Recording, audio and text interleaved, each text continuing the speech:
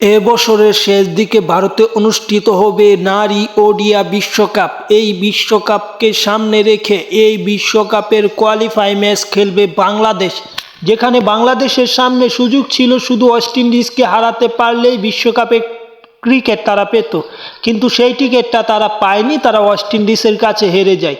এখন বাংলাদেশের কোয়ালিফাই খেলতে হবে, সেই কোয়ালিফাই ঈদের পর এপ্রিলে অনুষ্ঠিত হবে কোয়ালিফায়ারের ম্যাচগুলো। সেই ম্যাচকে সামনে রেখে বাংলাদেশ দল ঘোষণা করেছে, যেটা বিসিবি দল ঘোষণা করেছে, নারী ক্রিকেট দল। এই দলে অধিনায়ক করা হয়েছে, বা এই দলে কারা কারা আছে তাই মূলত আজ জানবো। এই দলের অধিনায়ক হচ্ছে নিগার সুলতানা জ্যোতি, আছে নাহিদ আক্তার, তিনি হচ্ছেন সহ অধিনায়ক, আছে ইসমত তানজিম, আছে দিলারা আক্তারের মতো ক্রিকেটার।